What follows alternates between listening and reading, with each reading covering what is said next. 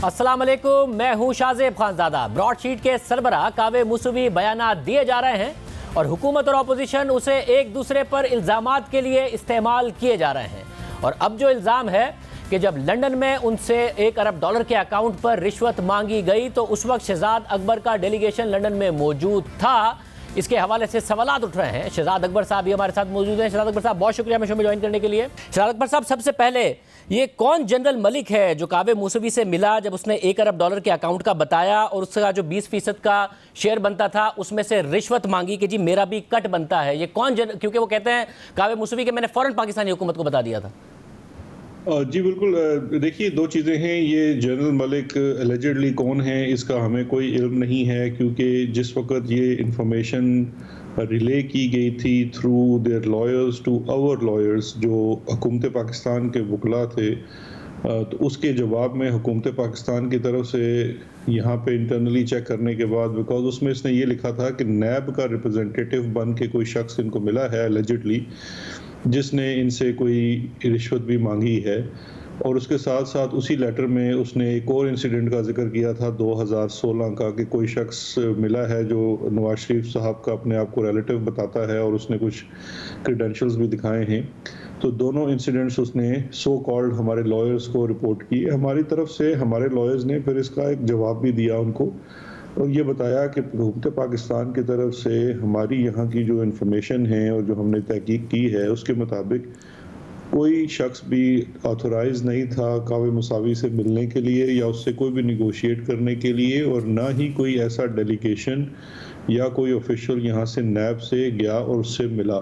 अब वो कौन शख्स था, क्या नहीं था, अब इसको जज करने के लिए तो इंटरनली यहाँ से करके उनको उस वक्त बता दिया गया। कावे मुसावी को ये चाहिए था, और ये बात वो शायद खुद मानता भी है, कि उसको ये चीज़ लंदन में मेट्रोपॉलिटन पुलिस को रिपोर्ट करनी चाहिए थी। चाहे कोई शख्स इसको पहले मिला नवाज शरीफ का रिप्रेजेंटेटिव बन के या बाद में हुकूमत पाकिस्तान का रिप्रेजेंटेटिव बन के, दोनों अगर इसका एलिगेशन दुरुस्त है तो बरतानी कवानीन की खिलाफ वर्जी है, और लंदन मेट्रोपॉलिटन पुलिस का जो एंटी करप्शन यूनिट है वो उसके ऊपर बिल्कुल कार्रवाई कर सकता है और बेहतर इन्वेस्टिगेट भी कर सकते हैं। क्योंकि कोई शख्स अगर पाकिस्तान से बाहर से आया है तो उनके मुल्क में आया है, उसके पास उनका डेटा होगा, वहाँ पे CCTV फुटेजेस हैं।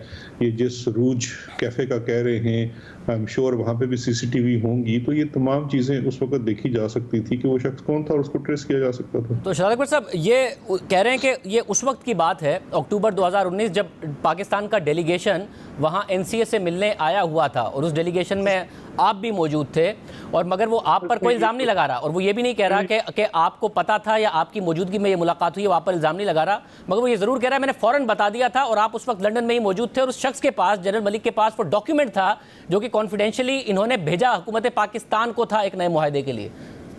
जी, मैं इसमें दो चीज़ें अर्ज़ कर दूं, क्योंकि जो ये कावे मुसावी साहब कहते हैं कि NCA को मिलने के लिए कोई डेलीगेशन आया हुआ था, वो बात माजरत के साथ दुरुस्त नहीं है। इन्होंने किसी अखबार में ज़रूर पढ़ा होगा, अखबार में कभी मिस रिपोर्टिंग भी हो जाती है। पहला बात इन्होंने 2018 की 2018 में मैं लंदन नहीं गया हुआ था, जिस वक्त ये अक्टूबर में बात करते हैं, ना मैं गया था ना ही कोई डेलीगेशन नेशनल क्राइम एजेंसी के लिए गया था। 2018 के आखिर में जाके आपको याद होगा एंड ऑफ द ईयर उस वक्त के जो होम सेक्रेटरी पाकिस्तान आए थे, तो हमारा पहले मुआहदा हुआ था NCA के साथ, और उसके बाद फिर हमारा उनके साथ रब्ता होना शुरू हुआ और हमने मिलके काम करना शुरू किया। तो एज सच कोई डेलीगेशन नहीं था जिसको मैं कर रहा था, और ना ही मेरे गए हुए डेलीगेशन के किसी शख्स के साथ इनकी मुलाकात हुई, क्योंकि मुझे नहीं याद पड़ता कि 2 सालों में मैं किसी डेलीगेशन का हिस्सा बन के या मेरे साथ कोई डेलीगेशन नेशनल क्राइम एजेंसी के साथ जिसने मीटिंग्स की। आपके साथ कोई मिलिट्री ऑफिशियल थे जब आप गए? जी नेवर। मैंने कभी किसी मिलिट्री ऑफिशियल के साथ ट्रैवल नहीं किया, ना ही हमारे डेलीगेशन में कोई मिलिट्री ऑफिशियल का हिस्सा था।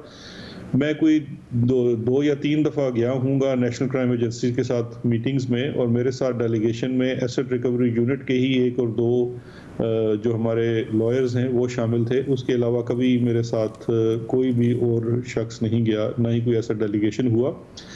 जो ये रिपोर्ट करने का कह रहे हैं, ये बड़ा लेट जाके आर्बिट्रेशन की प्रोसीडिंग में इनके वकीलों ने हमारे वकीलों को कन्वे किया, और हमारे वकीलों ने इसके ऊपर जवाब भी दिया और इस चीज़ को बताया कि जी हमारी तरफ से कोई भी नहीं आया, ना ही कोई बंदा ऑथोराइज था। तो फिर उस $1 अरब का क्या हुआ? वो जो $1 अरब ये कहते हैं कि जी मैंने उसकी तफसीलात भी पाकिस्तान को बता दी थी और वो सऊदी अरब से ट्रांसफ़र हुए थे, फिर कहते हैं सिंगापुर के अकाउंट में थे, फिर शरीफ ख़ानदान का कह रहे हैं कि उनके थे, तो उस क्या हुआ उस $1 अरब का? देखें, ये 1 अरब का जो किस्सा है ये इस तरह से है कि ये 1 अरब तो नहीं, लेकिन मेरी जब इनसे मुलाकात हुई तो इन्होंने इस अमाउंट का ज़रूर जिक्र किया था, अगर मैं if I can remember correctly, और इन्होंने मुझे बताया जी कि मैंने पहले भी रिपोर्ट किया था और आपको भी बता रहा हूँ कि ये पैसा पड़ा हुआ है and I could have assisted you. मैंने इनसे अर्ज़ की थी क्योंकि मेरी जो इनसे मुलाकात के मकासद थे वो बड़े वाज़े थे। मैं इनसे मिला एक दोस्त के रेफरेंस से, वो भी एक लॉयर हैं बरतानिया में, उनके रेफरेंस से मिला, और मेरे इनसे मिलने का बिल्कुल वन पॉइंट एजेंडा था कि जो अवार्ड पाकिस्तान को हो चुका नवाज शरीफ साहब के दौरे इक़्तिदार में ही हुआ 2016 में, क्वांटम उसका जो था कि कितने पैसे दिए जाने हैं, वो 1.5-2 साल की प्रोसीडिंग उसमें लगी, वो 2018 में तय पाया। उसके बाद हम अपील के प्रोसेस में थे और मैं इनसे मिला ये कहने के लिए कि जी आप अपना जो आपको अवार्ड हुआ है उसके अंदर नेगोशिएट करें और इसको कम करें, क्योंकि हम ये समझते थे कि जितना इसमें पाकिस्तान को कम नुकसान हो सके। उस सिलसिले में हमारी 2 मीटिंग्स हुई, दोनों दफ़ा उनकी तरफ से माजरत हुई और उनकी तरफ से ये कि कर सकता हूँ के लिए और अभी भी कर सकता हूँ। मैंने इनसे उस पर तफसील जानना चाहिए, इनसे पूछा कि कोई मुझे बता दीजिए कि हम आप पे अगर ट्रस्ट करते हैं तो उसके लिए कोई हमारे पास डिटेल्स होनी चाहिए, कोई मुझे नज़र आना चाहिए कि आप जो चीज़ कह रहे हैं इसमें कोई हकाइक हैं। क्योंकि देखिए, जिस वक्त ब्रॉडशीट को 2000 में हायर किया गया था उस वक्त हमारी इंटरनेशनली एसेट जो ट्रेसिंग थी उसके कुछ और पैरामीटर्स थे। मैं इस वाली बात को अगर मैं जानना चाहूँ, आपने इनसे कहा कि जी $1 अरब की जो आप बात कर रहे हैं उसके मुझे कम से कम कोई सबूत दिखा दीजिए, तो क्या कोई कन्विंसिंग सबूत इनकी तरफ से आपको नहीं दिखाए गए? नहीं, उन्होंने कोई सबूत नहीं दिखाया। उन्होंने सिर्फ ये कहा कि I know you should trust me and I am telling you I am the expert of the area this and that. मैंने कहा बिल्कुल होंगे आप कावे साहब, लेकिन बात ये है मैं वापस जाके मैं तो एज अ SAPM या एडवाइज़र जाके अपने हुकूमत को एडवाइज ही कर सकता हूँ जी ये एक शख्स है वो क्लेम कर रहा है और ये उसके पास सबूत हैं, लेकिन आप मुझे ये कहते हैं कि पहले मेरे साथ नया एग्रीमेंट साइन करो और फिर मैं आपको सबूत दिखाऊंगा, तो वो मेरे लिए बड़ा मुश्किल हो जाएगा कि मैं एक हवा में एक चीज़ के ऊपर कहूँ कि जी इनको एंगेज कर लिया जाए। और ये जो क्लेम कर रहे हैं कि मैंने तो हुकूमत पाकिस्तान को बता दिया था, नैब से जाके पूछ लें क्या सबूत मैंने दिए थे इस अकाउंट के, वो भी कोई सबूत नहीं दिए गए इनकी तरफ से? इसका मुझे इल्म नहीं है। अगर उन्होंने नैब को इसको सबूत दिए होंगे तो वो नैब के पास होंगे। मेरी तो जो इन्फॉर्मेशन है इस चीज़ के ऊपर भी, और उसके बाद जो नैब से भी लोग डील कर रहे थे उनसे भी मैंने पूछा कि आपको कुछ है, तो उन्होंने भी इससे इनकार किया कि उनके पास कोई इस किस्म के सबूत नहीं है। और वज़ीर आज़म के इल्म में आप ये बात लेके आए थे कि $1 अरब की ये बात कर रहा है कावे मुसवी, क्या वज़ीर आज़म के इल्म में ये बात लाया आप? मुझे अब सही तरह से देखिए याद नहीं है वज़ीर आज़म के इल्म में, क्योंकि मोस्टली जितनी हमारी विजिट्स होती हैं उसकी विजिट रिपोर्ट भी होती है और बिल्कुल मैंने उनको शायद बताया भी हो या नहीं बताया हो, मुझे एग्जैक्टली याद नहीं है। लेकिन ये इतनी सरसरी बात उन्होंने की थी, $1 अरब तो उस वक्त कहा ही नहीं था, उन्होंने कहा था सब्सटेंशियल अमाउंट है, सिंगापुर के अकाउंट में है।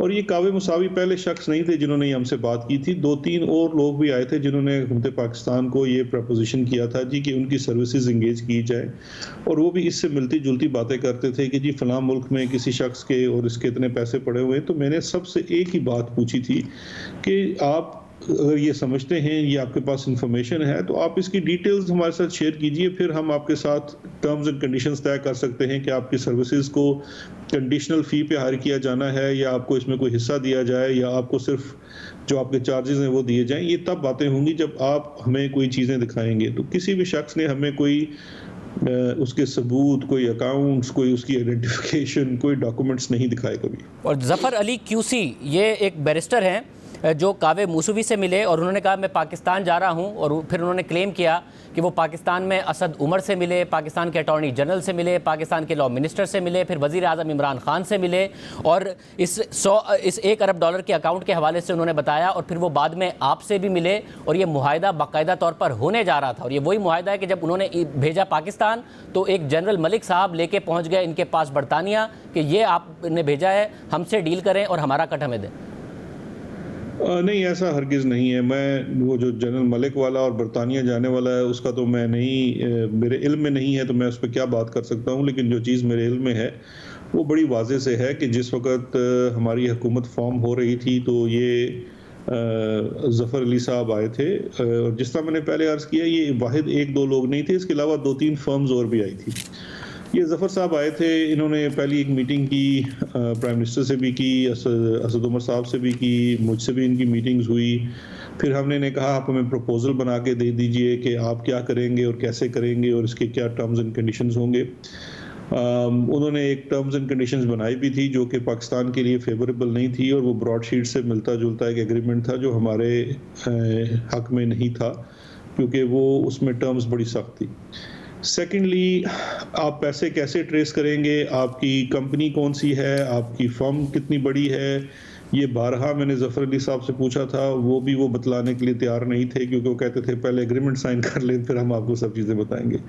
तो ये तो उनके पाकिस्तान होते ही हुए हमने उनसे माजरत कर ली थी कि जी थैंक यू वेरी मच, लेकिन वी आर नॉट इंटरेस्टेड। वैसे मगर वो अगस्त में आता है, यहाँ पर मुलाकातें करता है, वज़ीर आज़म से भी मिलता है, अक्टूबर में वो फिर आता है मूसवी से मिलने के बाद, और फिर अटॉर्नी जनरल से, लॉ मिनिस्टर से मुलाकात होती है, आपसे भी मुलाकात होती है।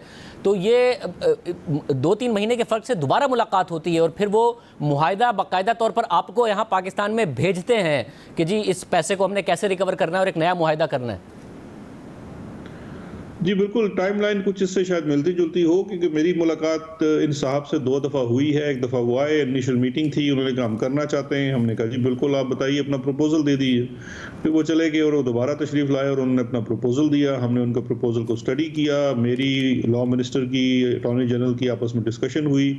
हम सब का ये ख्याल था कि ये कोई प्रपोजल इतना साउंड नहीं है और ये पाकिस्तान फिर से एक ऐसे ही ब्रॉडशीट जैसे मुआहदे में फंस सकता है जो हमारे इंटरेस्ट में नहीं है, तो इसलिए हमने उनसे माजरत कर ली। वैसे क्या क्योंकि मौसूवी क्लेम कर रहे हैं कि आप कुछ ताकतवर शख्सियात के कहने पर जफ़र अली क्यूसी से मिले, क्या ये दुरुस्त है? नहीं, ताकतवर तो शाहजेब, सुबह आप मुझे किसी को रिकमेंड कर दीजिए कि इस शख्स से मिल लीजिए और इसके पास बड़ा अच्छा प्रपोजल है पाकिस्तान की बेहतरी के लिए, तो मैं उससे भी मिल लूंगा, तो आप ताकतवर हो जाएंगे। और आप अकेले मिले या कुछ इंटेलिजेंस ऑफिसर्स की मौजूदगी में मिले? नहीं, मेरी मुलाकात तो ये लॉ मिनिस्टर और अटॉर्नी जनरल वगैरह के साथ हुई थी। और आपकी मुलाकात 6 अक्टूबर को होती है, और उनका क्लेम है कि 13 अक्टूबर को जनरल मलिक आते हैं और कहते हैं कि जी हमें कट चाहिए। जो सस्पेंसफुल जनरल मलिक, का पता नहीं वो जनरल मलिक कौन है, लेकिन ये उनको कट चाहिए। जब एक मुआहदा हुआ ही नहीं, जब एक मुआहदे के ऊपर उनको साफ इनकार हो गया और अब उनको उस पर कट चाहिए, मेरा नहीं ख्याल कि ये कोई इतनी पक्की बात वो कर रहे हैं जिसके ऊपर उनको कट चाहिए। मतलब यानी अब इतना इस लेवल पर अगर हो रहा था कि असद उमर से मिल रहे हैं, आपसे मिल रहे हैं, अटॉर्नी जनरल से मिल रहे हैं, लॉ मिनिस्टर से मिल रहे हैं, बात कर रहे हैं कि जी सिंगापुर का एक अकाउंट है जिसमें ये पैसे ट्रांसफर, तो वजीर आजम के इल्म में भी ये सारी बातें लाई गई थी या नहीं? जब असद उमर से और वज़ीर आज़म से इनकी मुलाकात हुई तो वो 2018 में इसकी मुलाकात हुई थी, ये जो जफ़र अली क्यूसी हैं, ये 2018 में शुरू में जैसे हमारी बिल्कुल नई गवर्नमेंट फाइल फॉर्म हुई थी, ये उस वक्त की बात है। और बल्कि उस वक्त इनकी जो मुलाकात हुई थी, शायद हमारी गवर्नमेंट अभी ओथ ले रहे थे या ले चुके थे, ये उन दिनों की बात है जब मुलाकात हुई थी। और उसके बाद जब मैं अपना ये मुझे पोर्टफोलियो दे दिया गया और हमने उसके बाद by the end of year asset recovery unit भी इस्टेब्लिश हो गया, तो फिर इनकी जो नेक्स्ट मीटिंग्स थी वो मुझसे हुई, 1-2 मीटिंग्स हुई। और उन मीटिंग्स के अंदर फिर ऑफ कोर्स चूंकि इसमें लीगल इश्यूज होते हैं, इंटरनेशनल एग्रीमेंट करना होता है, तो फिर लॉ मिनिस्टर और अटॉर्नी जनरल जो उस वक्त थे वो भी आए, उनके साथ बैठ के हमने बातचीत की और वो भी ही था। तो शहजाद अकबर साहब, जो जफ़र अली क्यूसी की कम्युनिकेशन है मूसवी के साथ, उसमें वो वाज़े तौर पर बता रहे हैं कि जी जो $1 बिलियन की बात है और जो अकाउंट की बात है मैं जाके पाकिस्तान में बताऊंगा, और मैंने वज़ीर आज़म को भी बताई है। जब वज़ीर आज़म के इल्म में ये बात आई थी और आपने बताया, आप खुद कह रहे हैं कि जब आप मिले तो आपने ये देखा कि इनके पास कोई सबूत नहीं है, सिर्फ क्लेम कर रहे हैं, तो फिर कावे मुसवी को कोट करते हुए वज़ीर आज़म ने कल कह दिया, मैंने उसका इंटरव्यू देखा है, वो $1 अरब की बात कर रहा है, देखिए पाकिस्तानियों का कितना पैसा बाहर है। वज़ीर आज़म को तो 1.5-2 साल पहले पता था कि ये झूठ बोल रहा है। आप लोगों से मुलाकात करके जफ़र अली क्यूसी गया था और वज़ीर आज़म इसी शख्स को कोट करके फिर बता रहे हैं कि जी मैंने इसका इंटरव्यू देखा और $1 अरब क्लेम कर रहा है। 2 चीज़ें यहाँ पे शाहज़ेब बड़ी ज़रूरी हैं क्लैरिफाई करना। एक तो ये है कि जिस वक्त हम जफ़र अली क्यूसी से मिले थे, तो जफ़र अली क्यूसी ने कभी डिस्क्लोज़ नहीं किया कि उनका कोई भी राब्ता या ताल्लुक़ ब्रॉडशीट से है, और ना ही हमें ये बाद में कभी उनकी तरफ से आया कि ये इनका राब्ता या ताल्लुक़ कोई ब्रॉडशीट से है। फॉर द फर्स्ट टाइम जो हमें पता चला कि इनका कोई राब्ता ब्रॉडशीट से है, वो तब था जब शायद 2019 में एक स्टोरी हुई जिसमें एक स्टोरी की एक बरतानिया के किसी अखबार ने की और एक स्टोरी शायद द न्यूज़ में मुर्तज़ा अली शाह ने की। 12 मई 2019 को मुर्तज़ा अली शाह की स्टोरी छपी जिसमें उन्होंने बताया कि जी एक और मुआहदा होने जा रहा है और दोबारा ब्रॉडशीट को हायर करने जा रहे हैं। जी, वो उस वक़्त की स्टोरी की बात है और उससे बहुत पहले ज़फ़र अली की उसी को इनकार कर दिया जा चुका था। लेकिन एक जो चीज़ जो मेरी इन्फॉर्मेशन में उस वक़्त आई थी और वो यही थी कि ये शायद इनका आपस में कोई राब्ता था, जो ज़फ़र अली और ब्रॉडशीट। बिकॉज़ बाद में जब मैंने इन दोनों चीज़ों को मिला के देखा तो वो जो चीज़ें ज़िक्र कर रहे थे सिंगापुर के अकाउंट का, क्योंकि ये 2 मुख्तलिफ मौके पे सिंगापुर के अकाउंट का ज़िक्र किया गया और उस वक़्त हमें ये इंप्रेशन दिया गया कि इनका आपस में कोई ताल्लुक नहीं है। एक मौका था जब ज़फ़र अली की उसी ने मुलाकात की तो उसने कोई ज़िक्र किया था कि जी सिंगापुर में कोई अकाउंट है, और जब उसके काफ़ी अरसे बाद मेरी मुलाकात हुई 2019 के एंड में इनसे, तो फिर इन्होंने उसका ज़िक्र किया, तो फिर ज़रा ये कड़ियाँ मिलती हुई नज़र आई। 12 मई 2019 को मुर्तज़ा अली शाह की स्टोरी है, उसमें भी वो उस वक्त कट की बात कर रहा है। मुर्तज़ा अली शाह ने अपनी स्टोरी में लिखा है कि जी कट के ऊपर ये मामला नहीं हुआ वरना एक नया मुआहदा होने जा रहा था। तो उसके बाद पूरे 2 साल में वज़ीर आज़म को नहीं पता था कौन साहब गए हैं जिन्होंने इस कावे मूसवी से पैसे मांगे हैं मेरी गवर्नमेंट के होते हुए, ये कौन है? कोई इन्वेस्टिगेशन वज़ीर आज़म ने नहीं कराई थी?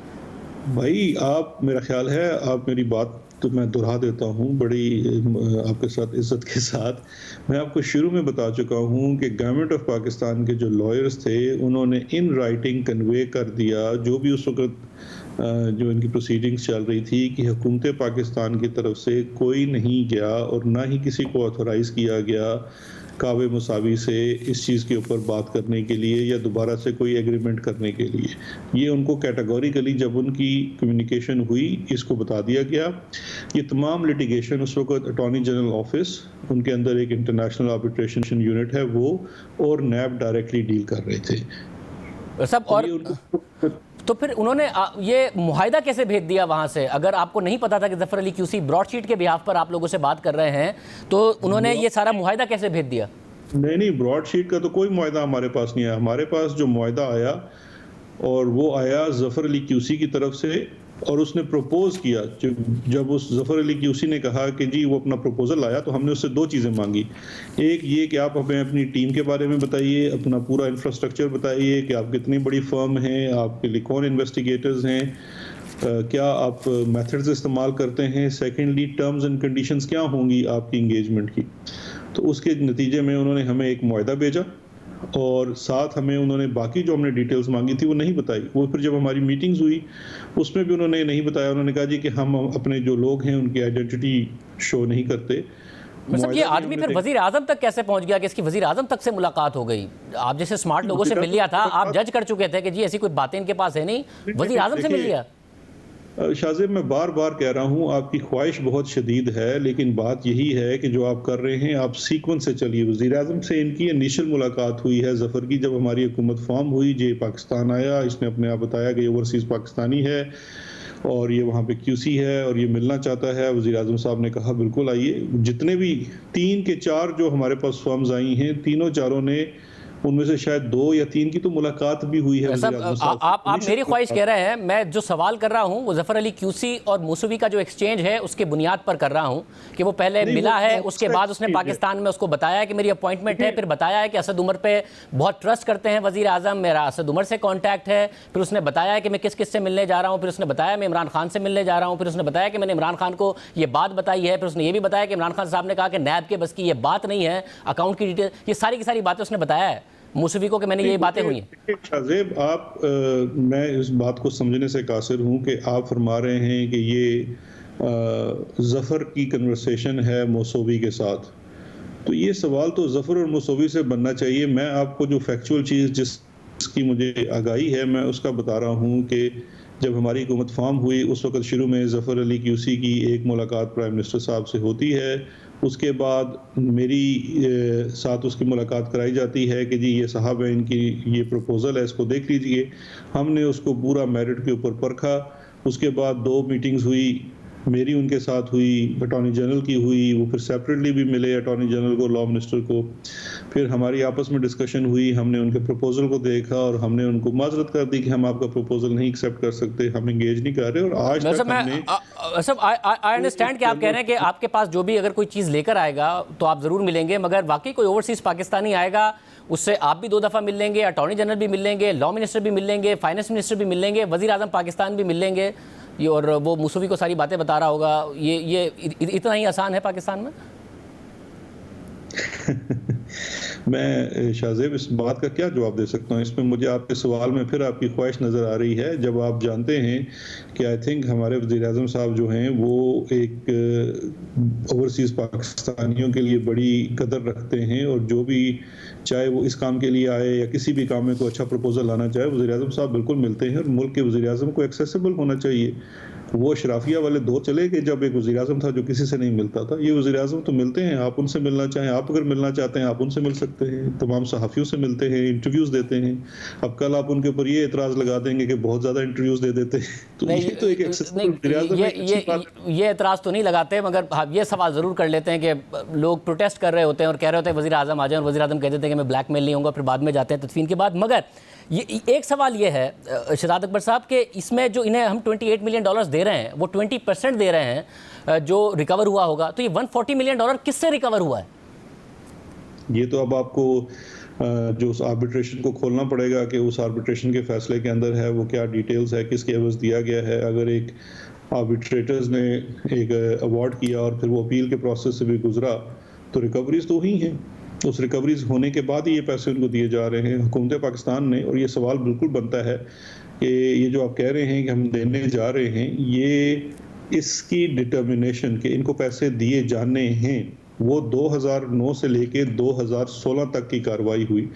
मैं आपसे दरख्वास्त करूंगा कि उस वक्त जो लोग इसको डील कर रहे थे, जो लोग इंस्ट्रक्ट कर रहे थे हुकूमत पाकिस्तान के बिहाफ पे, आप उन्हें अपने प्रोग्राम पे बुलाइए। उस वक्त के जो अटॉर्नी जनरल थे, बिकॉज अटॉर्नी जनरल ऑफिस तमाम इंटरनेशनल आर्बिट्रेशंस को देखता है, उनको बुला लीजिए, उनसे पूछ लीजिए कि ये कैसे हुआ, किस चीज़ के एवज दिया गया। उस वक्त के जो चेयरमैन नैब थे आप उनको बुला लीजिए, क्योंकि ये लोग बड़े रेलेवेंट हैं, ये आपको इन्फॉर्मेशन दे सकते हैं। ये आप दुरुस्त कह रहे हैं, मगर क्योंकि फैसला लंदन की अदालत का है और दिसंबर 2018 में मुर्जा अली शाह की एक स्टोरी आई थी जिसमें उन्होंने बताया था कि पाकिस्तान के नैब को ये पे करना पड़ेगा, तो नैब ने कहा था कि जी ये नैब को बदनाम करने की साजिश है, उस स्टोरी को रिजेक्ट कर दिया था, उसके फैक्ट्स को के बारे में कुछ नहीं बताया था। तो नैब से भी कोई सवाल होगा कि ये क्या हुआ, और जजमेंट आपने तो देखा होगा ना, आम पाकिस्तानियों ने नहीं देखा। उस जजमेंट में कौन से $140 मिलियन हैं, किससे रिकवर हुए हैं जिसका हमें $28 मिलियन 20% देना पड़ रहा है? शाहजेब, अगर उस जजमेंट की चीज़ें कुछ उसके अंदर लिखा हुआ है, अगर हम फ़र्ज़ कर लेते हैं, तो वो जो कावे मुसावी भी कह रहा है कि ये जजमेंट जो है कॉन्फिडेंशियलिटी है, तो आप ये चाह रहे हैं कि मैं कॉन्फिडेंशियलिटी आपके शो पे बैठ के ब्रीच कर दूं? नहीं शहजाद अकबर साहब, कावे मुसावी तो आपको चैलेंज कर रहा है। उसने कल के प्रोग्राम में चैलेंज किया कि मैं अपनी तरफ से ऑथराइज करता हूं और इजाजत देता हूं अपनी तरफ से एज द अदर पार्टी कि इस जजमेंट को पब्लिक कर दें। शाहिद खान अब्बासी साहब ने कहा कि जजमेंट को पब्लिक कर दें, तो आप कर दें। शाहिद खान अब्बासी साहब से पूछ लीजिए, 2016 से लेके 2018 तक जब कार्रवाई हुई तो बीच में 2 साल ये वजीर आजम थे, फैसला भी शायद इन्हीं के टाइम में आ गया हो, तो शाहिद खान अब्बासी साहब को तो बहुत ज्यादा इल्म होगा। तो शहजाद अकबर साहब, अगर आप जजमेंट पब्लिक कर देंगे तो शाहिद खान अब्बासी को बुला के हम सवाल पूछ लेंगे, उसमें लिखा होगा, वो खुद ही कह रहे हैं पब्लिक कर दें, कावे मुसवी भी कह रहे हैं पब्लिक कर दें।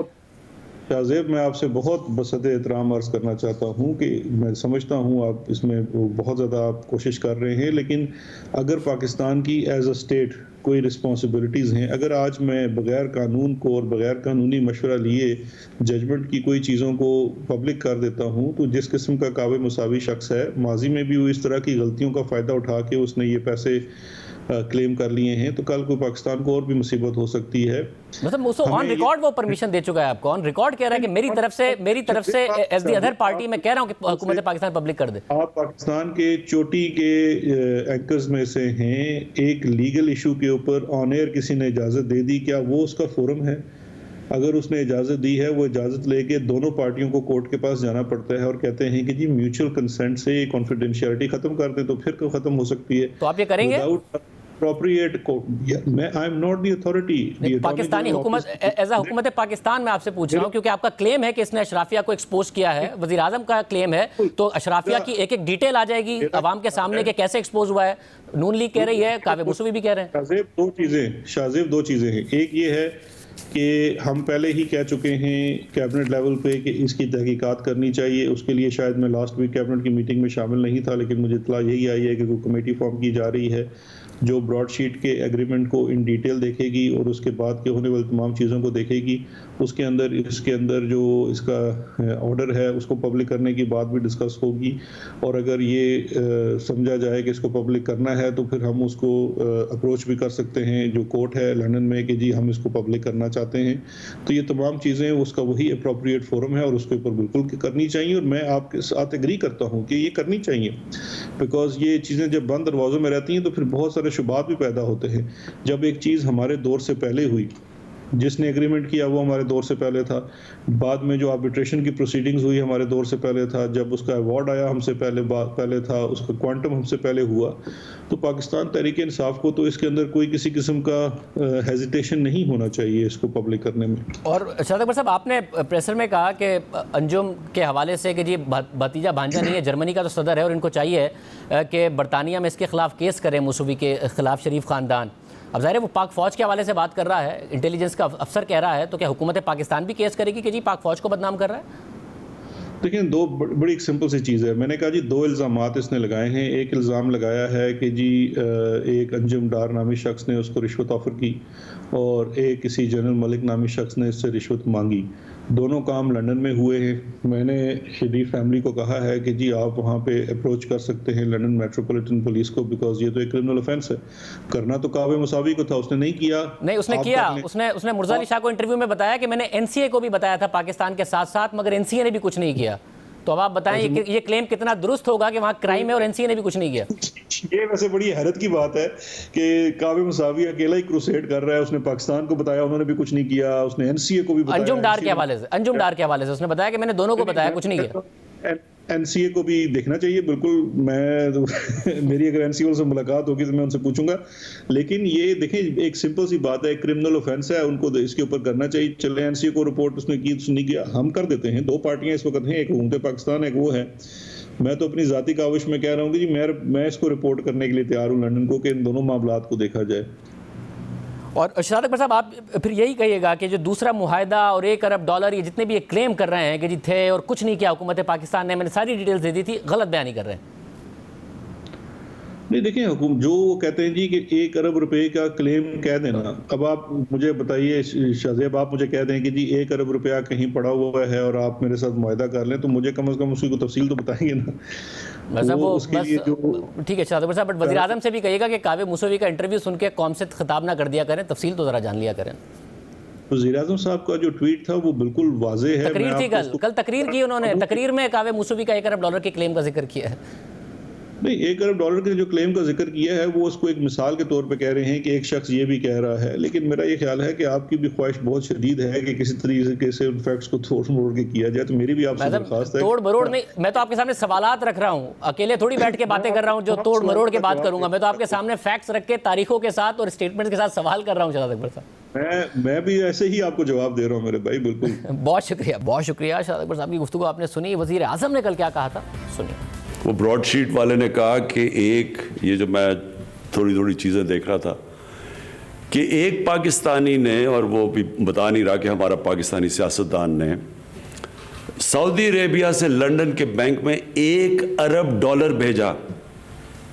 $1 अरब एक आदमी ने भेजा। तो लोग तो बहुत अमीर है यहाँ के हमारे, लेकिन मुल्क गरीब है, मकरूज है। हम एक ब्रेक शामिल करते हैं। पीडीएम ऐलान कर चुकी है कि 19 जनवरी को इलेक्शन कमीशन के बाहर एहतजाज किया जाएगा। ओपोजिशन जमातों का मुतालबा है कि election commission PTI foreign funding case का फैसला जल्द करे। दूसरी जानिब इलेक्शन कमीशन की स्क्रूटनी कमेटी को जमा कराए गए हालिया जवाब में तहरीक इंसाफ ने मौक़िफ़ इख्तियार किया है कि एजेंट्स की जानिब से जमा कराई गई कोई भी कलेक्शन जिस पर सवाल उठाया जा सके वो पार्टी की जानिब से दी गई जिम्मेदारियों और हिदायत के दायरा कार से बाहर है। अगर एजेंट्स इन हिदायत से तजावुज़ करते हैं, पार्टी को बताते नहीं हैं और वसूलशुदा फंड्स भी नहीं भेजते, तो पार्टी ना ही इसकी जवाबदेह होगी और ना ही तस्दीक या तस्लीम करेगी। हकीकत यह है कि पार्टी को ना ही इसका इल्म होता था और ना ही ऐसी कोई रकम वसूल की। पीटीआई ने अपने जवाब में मजीद कहा कि बैरून मुल्क मुक़ीम पार्टी एजेंट्स बयान हल्फी जमा करा चुके हैं कि उन्होंने Tehreek Insaf fund collection policy पर अमल किया है और बैरून मुल्क रहने वाले पाकिस्तानियों से हासिल की गई रकम बाकायदा बैंकिंग चैनल के जरिए पार्टी को ट्रांसफर की है। नून लीग की नायब सदर मरियम नवाज ने इसके बाद वजीर आजम इमरान खान पर शदीद तनकीद की, ट्वीट किया और 19 जनवरी को एहतजाज की कॉल दोहराई इलेक्शन कमीशन के बाहर। हमारे साथ बानी रहनुमा तहरीक इंसाफ अकबर इस बाबर साहब मौजूद है। अकबर इस बाबर साहब बहुत शुक्रिया। और साहब आप पार्टी में रहे हैं, अब ये बात कैसे वाकई अगर कोई एजेंट खिलाफ वर्जी कर रहा है, पार्टी ने रूल्स बना दिए हैं, तो इमरान खान साहब को या यहाँ के पार्टी के रहनुमाओं को कैसे पता होगी? जहाँ तक ये एजेंट्स का मामला है, जो लेटेस्ट उन्होंने दस्तावेज़ जमा कराई है, इधर से ये निकला है कि इन्होंने कहा है कि जो हमारे जो 2 एजेंट्स हैं, अगर तो अमेरिका में अगर उन्होंने कोई गैर कानूनी फंडिंग की तो हम जिम्मेदार नहीं है। ये पहली दफ़ा ये मौक़िफ़ अपनाया और मुकम्मल तरदीद है 6 साल से जिस मौक़िफ़ की जिसमें वो कहते थे कि गैर कानूनी फंडिंग हुई नहीं। दूसरी बात, ये जो 2 एजेंट्स हैं ये थोड़ा सा लोगों को कन्फ्यूज़ करने वाली है। ये 2 कंपनियाँ हैं 5975 6160, ये अमेरिका में 2 कंपनियां बाकायदा रजिस्टर हुई हैं, इमरान खान के दस्तखतों से हुई हैं। इमरान खान उनके बोर्ड ऑफ डायरेक्टर्स वगैरह को चेंज करते रहे हैं और वो तमाम डॉक्यूमेंटेशन जो है उसका जो मरकज़ी हेड ऑफिस है उन कंपनियों का, वो PTI का सेंट्रल ऑफिस है, वो एड्रेस दिया हुआ है। तो ये जो 2 एजेंट्स हैं कि जी ये 2 शख्स हैं, शायद अशखास हैं जिन्होंने शायद कोई गैर कानूनी फंडिंग की, ऐसी बात नहीं है। ये 2 कंपनियाँ हैं, उस कंपनी के बाकायदा डायरेक्टर्स हैं, उनके रूल्स हैं, बिजनेस हैं, और वो तमाम PTI ने तय किए हैं और उनके तमाम अकाउंट्स वो डिस्क्लोज जो नहीं करते वो PTI के पास मौजूद हैं। उनकी बैंक अकाउंट्स अमेरिका में मगर अगर PTI ने रूल्स बना दिए और आगे से खिलाफ वर्जी की गई तो इन्हें कैसे पता चलेगा? यहाँ इमरान खान को कैसे पता होगा कि जी खिलाफ वर्जी हो रही है? पार्टी एक्सपैंड कर रही है, भरपूर अंदाज में ओवरसीज पाकिस्तानी अगर पैसे भेज रहे हैं, क्योंकि 6 साल से तो मैंने केस किया हुआ है ना। 6 साल से तो मैंने तो 2011 में इनको 7 सफ़े का ख़त लिखा, उसमें लिखा कि इलीगल फंडिंग हो रही है, इन कंपनीज़ के ज़रिए हो रही है, हुंडी के ज़रिए पैसा आ रहा है, वो तो मिडल ईस्ट से है और जगहों से है, लेकिन यहाँ अमेरिका से एक गैर कानूनी काम हो रहा है, तो मैंने तो निशानदेही कर दी। फिर 6 साल पहले मैंने केस किया, जब केस में ये तमाम तफसीलात आ गई कि ये गैर कानूनी काम हो रहा है, कंपनियों से फंडिंग हो रही है, गैर मुल्कियों से फंडिंग हो रही है, 2 कंपनियाँ रजिस्टर की हैं जो गैर कानूनी है, ये कंपनियां इलेक्शन कमीशन से छुपाई गई, इनको डिस्क्लोज नहीं किया गया, रिवील नहीं किया गया, ये एक और जुर्म है। फिर उसके बाद आपने उसी कंपनियों के जरिए मजीद अमरीकी कंपनियों से फंडिंग ली है और ऐसे ममालिक और जगहों से लोगों की फंडिंग आई जैसे हमारे दोस्त भी नहीं है। तो ये कहने का मकसद है कि इनके मुकम्मल इल्म में थी। ये वही बात है कि जिस तरह डॉलर गिर जाता है तो वो या रुपए गिर जाता है और डॉलर अचानक ऊपर चला जाता है तो वो कहते हैं मुझे तो पता ही नहीं था।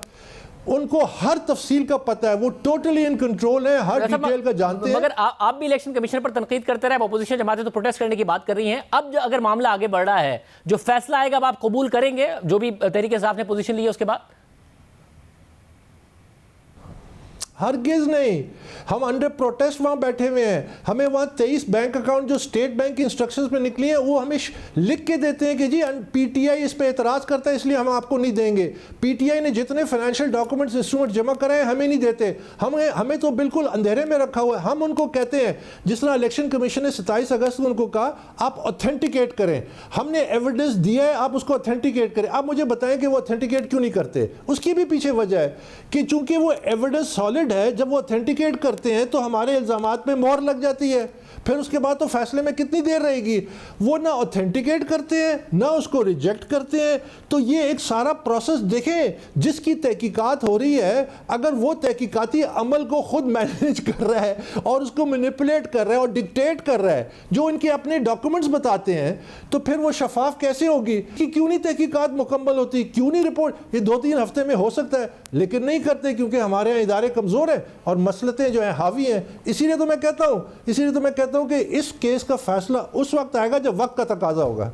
बहुत शुक्रिया। प्रोग्राम में ब्रेक शामिल करते हैं। हुकूमत ने शुगर मिल मालिकान की शिकायत का जवाब दे दिया है। 7 जनवरी को शुगर मिल मालिकान ने वजीर आजम को खत लिखा और कहा कि क्रशिंग सीजन जल्द शुरू करने की वजह से चीनी की पैदावार मुतासिर हुई है। साथ ही दावा किया था कि गन्ना 270 से 300 रुपए में खरीदा जा रहा है, इसलिए चीनी की कीमत 100 रुपए से बढ़ने का खदशा है और फिर चीनी मुख्तलिफ शहरों में 100 रुपए की भी हो गई।